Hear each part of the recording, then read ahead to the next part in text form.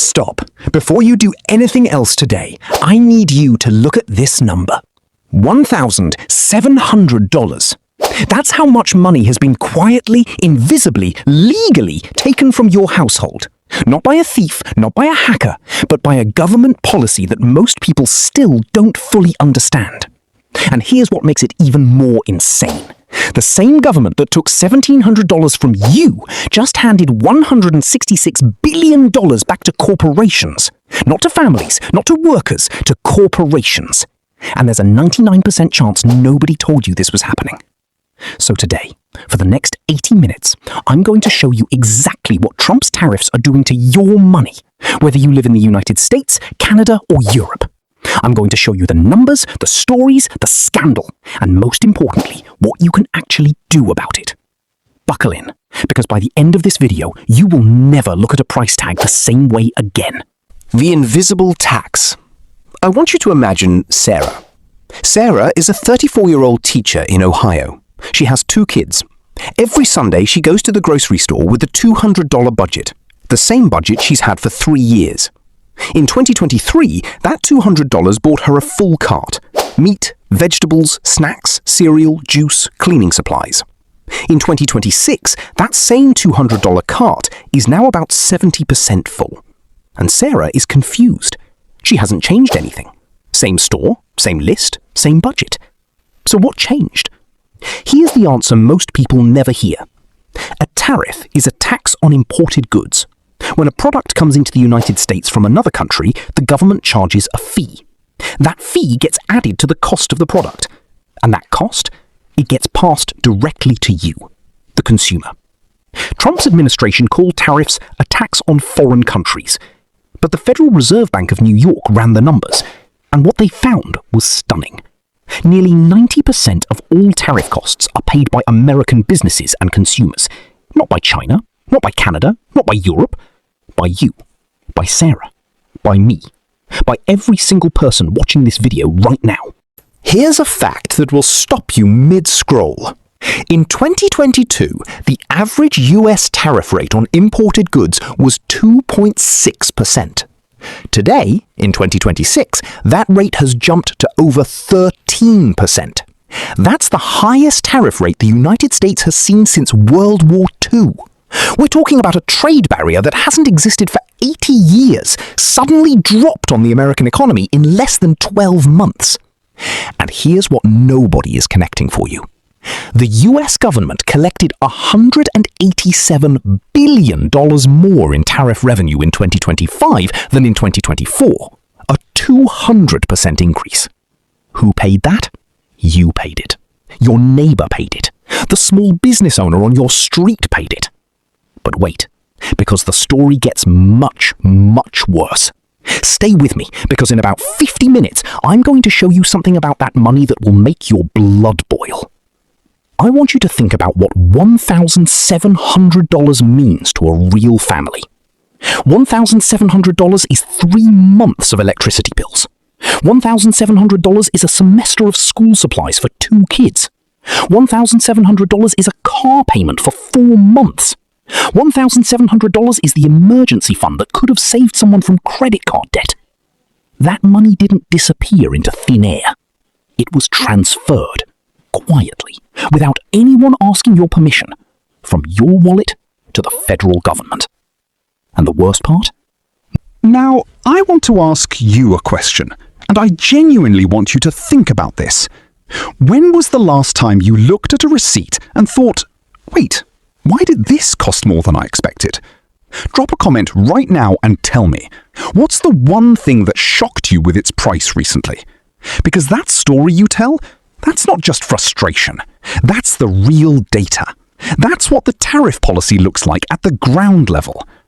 Here's what should scare you the most. In 2025, businesses absorbed most of the tariff costs themselves. They didn't want to lose customers, so they squeezed their own margins. But JPMorgan just released a warning. That strategy is ending. Their exact words: a lot of our clients really didn't want to pass the costs on, but now they're really having to. Translation: the price increases you've seen so far, that was the warm-up. The real bill hasn't arrived yet. Inflation is projected to hit 2.7% in 2026, driven significantly by tariff pass-through costs, which means your paycheck buys less every single month. What's actually in your cart? Let's get specific, because inflation is an abstract word, but your life is not abstract. Electronics. Your new phone, laptop, or tablet costs 15 to 20% more than it did 2 years ago. Semiconductor tariffs and component costs are being passed directly to your checkout page. Clothing. Most clothes sold in America are imported. That $50 shirt now costs closer to $60, and nobody changed the label. You just quietly pay more. Cars, new and used. Even cars built in America use global components. The auto tariffs hit 25% on foreign-made vehicles. A family buying a mid-size SUV in 2026 is paying an estimated $3,000 to $5,000 more than in 2024. And used cars follow new car prices, always. Appliances. In June 2025, steel and aluminum tariffs jumped to 50%. Dishwashers, refrigerators, washing machines, dryers, ovens all hit. That new refrigerator you've been putting off? Buy it now, or pay significantly more. Coffee. Ground roast coffee prices rose 34% in 2025 alone. If you drink 2 cups a day, you're paying more for your morning than for your lunch. I want to tell you something that the economists don't say. Whether you earn $40,000 a year or $400,000 a year, you pay roughly the same dollar amount in tariff costs at the checkout line. That means a family making $45,000 is losing 3.7% of their income to tariff costs. A family making $450,000? They lose 0.37%. This is not an equal burden. This hits the people who can least afford it hardest. And more than 65% of Americans, both Democrats and Republicans, say tariffs have made everyday items less affordable. This isn't political. This is a math problem. Now, let me show you the hidden tariff cost that almost nobody is talking about. Housing. Construction costs in the US have surged because of steel and aluminum tariffs. When it costs more to build a house, builders build fewer houses. When there are fewer houses, rents go up. When rents go up, everyone pays more. The Joint Economic Committee found home construction starts dropped significantly and housing costs continue rising into 2026. Think about this. You don't even have to buy anything affected by tariffs to feel their impact. They follow you into your rent check, your utility bill, your grocery receipt, your gas tank. There is no escape, unless you know what to do, and we'll get to that. Here's a story I want you to sit with. A restaurant owner in Chicago, let's call her Maria, runs a small Italian place. She's been in business 18 years. In 2025, the cost of her imported pasta ingredients doubled. Her imported olive oil went up 40%. The restaurant equipment she ordered, the quoted price jumped $2,400 because of steel tariffs. Maria had 3 choices: raise prices and lose customers, absorb losses and go broke, or close. She chose to raise prices. Her regulars noticed. Some stopped coming. Maria's story isn't unique. It's playing out in tens of thousands of small businesses across America right now. And here's the question nobody is asking. Who is actually winning from all this? We'll get there, and the answer will shock you. Mark this date, July 2026. Right now, a temporary 10% global tariff is set to expire in July. What happens next is unknown. Will it expire? Will it come back even larger? That uncertainty alone is damaging. Businesses can't plan, supply chains can't stabilize, prices can't settle. And you, sitting at home trying to budget for next month, are caught in the middle of a geopolitical chess game. Tell me in the comments, does this uncertainty affect how you're planning your finances right now? I genuinely want to know. 3. Canada's war. Now I want to take you north of the border. Picture this. It's a Saturday night, hockey arena, packed crowd. The Star-Spangled Banner begins to play. And the crowd booze. That actually happened, across multiple arenas, across multiple cities. Canada and the United States share the longest undefended border in the world. 150 years of peaceful relations. The biggest trading relationship on Earth, $700 billion annually. And in 2025, Trump imposed 25% tariffs on Canadian steel and aluminum, 25% on Canadian automobiles, and threatened a 100% tariff on all Canadian imports. 100%. Canada is the biggest export market for products from 36 American states. Not 36 cities, 36 states. When Canada suffers, American workers suffer. The supply chain doesn't recognize a border. Here's what happened next. Canada retaliated with its own 25% tariffs on more than $150 billion worth of US-made imports. Canadian consumers started boycotting American products. Buy Canadian campaigns exploded on social media. American farmers lost Canadian buyers. Dairy producers, grain exporters, fruit growers. This is the part nobody shows you in the trade war debate. American jobs, real American jobs, in real American towns, lost because of a tariff policy sold as protecting American workers. And the irony? Canada is the top supplier of... Now here's the question you should be asking. If Canada and the US are hurting each other with tariffs, who actually wins? The answer might surprise you. China. As Canada looked for alternative trade partners, guess who stepped into the room with open arms? And that's exactly why Trump threatened a 100% tariff if Canada signed any trade deal with China. This trade war was never just about economics, it was about geopolitical positioning. And ordinary people, Canadian families, American families, are the pawns on the board. Here's something that affects Canadian viewers directly.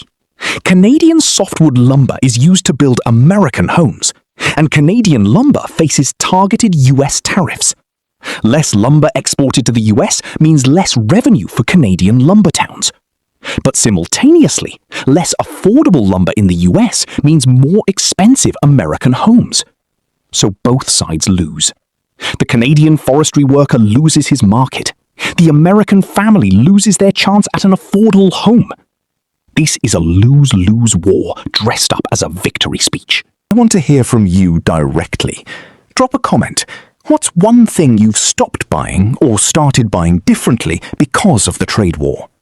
And for American viewers, do you realize that some of the prices you're paying right now are partly because of how Canada retaliated? This goes both ways. That's what they don't tell you. 4. Europe's choice. Now let's cross the Atlantic. Trump looked at Europe and issued a direct threat in writing.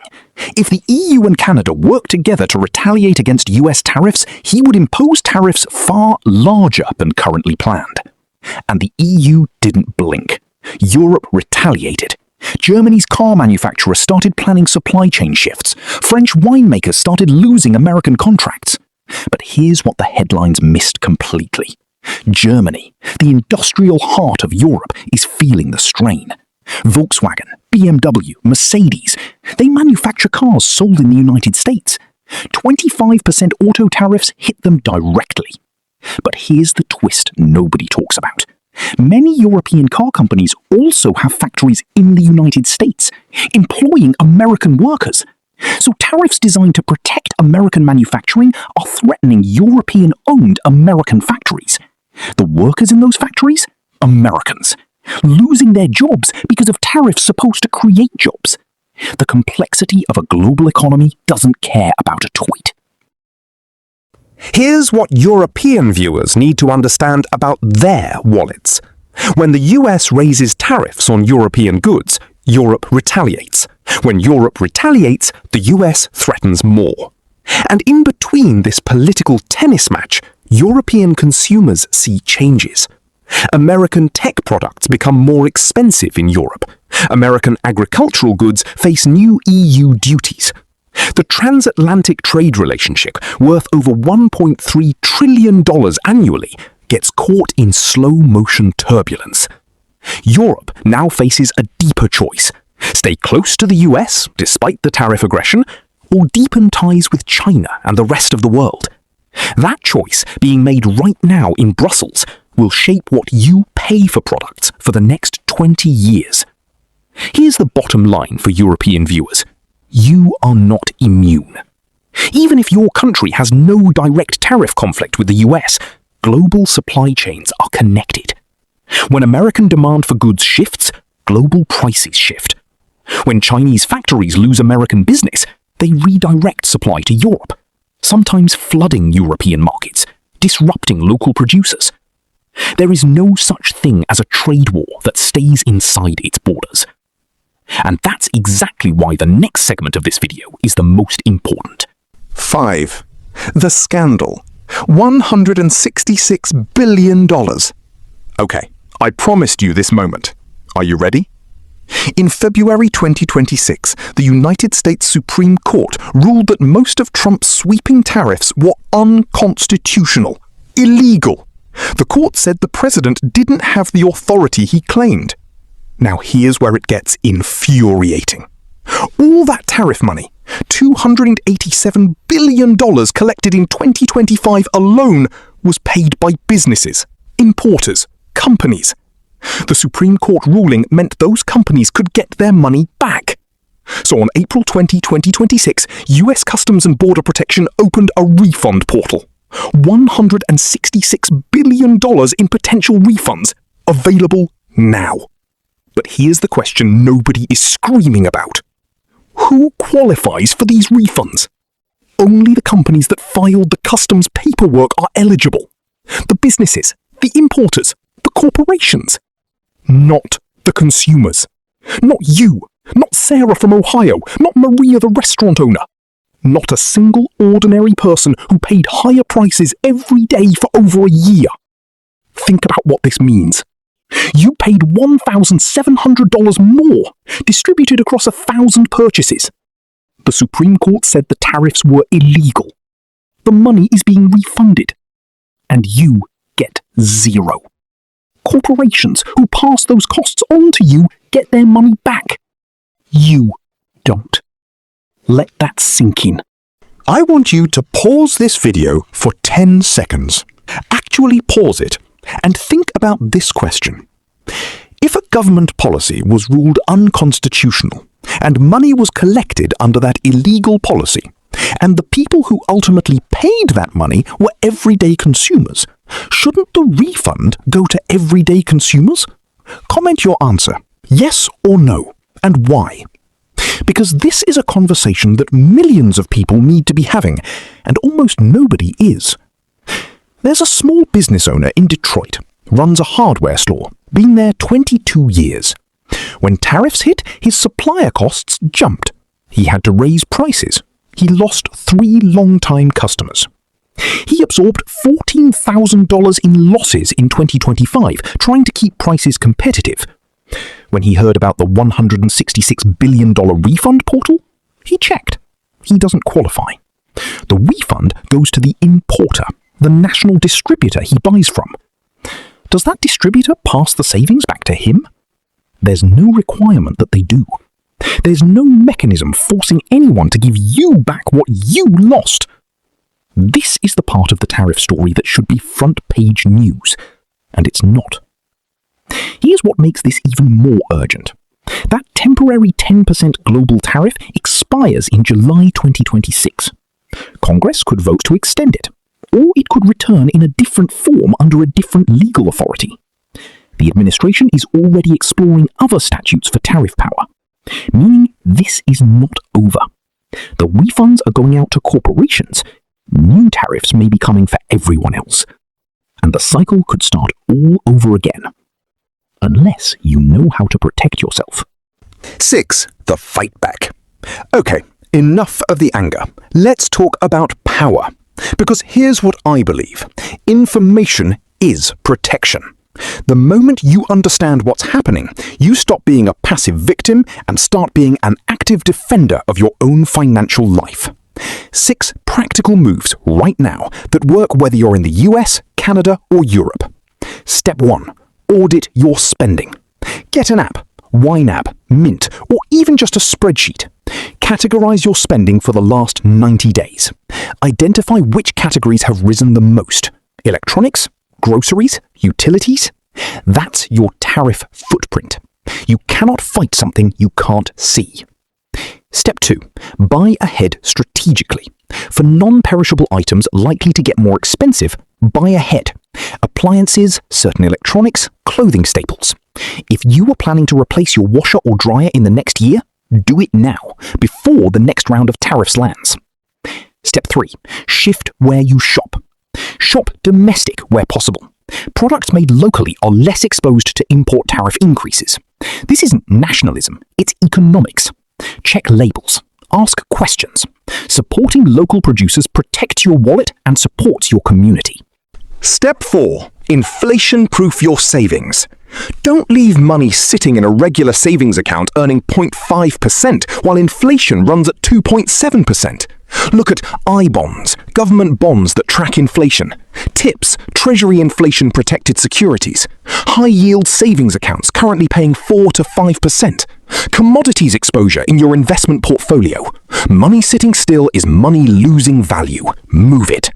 Step 5. Don't panic sell investments. Whatever you do, don't let tariff headlines panic you into selling your investments. Long-term investors who held through the 2008 crash, through COVID-19, through every trade war, consistently outperformed those who panic sold. The market is volatile right now. That's real. But your 30-year retirement plan does not depend on what the market does this Tuesday. Stay the course. Rebalance if needed. Don't make permanent decisions based on temporary news cycles. Step 6. Watch July 2026. That temporary 10% global tariff expires then. What the administration does next will determine the price environment for the rest of 2026 and into 2027. Watch that date like a financial hawk. And subscribe to this channel, because when that decision gets made, I will break it down for you in plain language. No jargon, no politics, just the impact on your money. Here's what I want you to take from this video. The tariff system is complicated. The politics are messy. There are no clean heroes or villains. But you don't have to be a passive bystander. Knowledge is the most powerful financial tool you will ever have. Not stocks, not crypto, not real estate. Knowledge. The moment you understand that a price increase at the grocery store is connected to a Supreme Court ruling, a trade negotiation, and a corporate refund portal, you see the system clearly. And when you see it clearly, you can navigate it. Sarah from Ohio? She started bulk buying staples, switched to a high-yield savings account, and joined a local co-op that sources from regional farmers. She's not waiting for the government to fix this. She's protecting her own family. And you can too. We covered a lot today. Here's the fast version. 1. The average American household has paid $1,700 in tariff costs since 2025. 2. Nearly 90% of tariff costs fall on US consumers, not foreign countries. 3. Prices are about to rise more as businesses start passing on costs they've been absorbing. 4. Canada and the US have entered an unprecedented trade war between allies. 5. Europe faces difficult choices that will ripple globally. 6. The Supreme Court called the tariffs unconstitutional, and $166 billion in refunds went to corporations, not to you. 7. You have 6 practical steps to protect your financial life starting today. Now, I have one request. If this video gave you information that you didn't have before you clicked play, if it changed how you see one price tag, one headline, one political argument, please share it. Share it with someone who is struggling to make their grocery budget work. Share it with a friend in Canada who's confused about why their prices are changing. Share it with a family member in Europe who doesn't realize this trade war affects them too. Because this information should be common knowledge, and it's not yet. Like this video if you learned something new today. Comment with your answer. What's the one thing whose price shocked you most this year? Share this with one person who needs to hear it. And subscribe right now and hit that bell icon so you never miss a video. Because every week I break down exactly what's happening in the global economy and exactly what it means for your money. No political spin, no corporate bias, just the truth in plain language. I'll see you in the next one. And remember, the more you know about money, the harder it is for anyone to take it from you.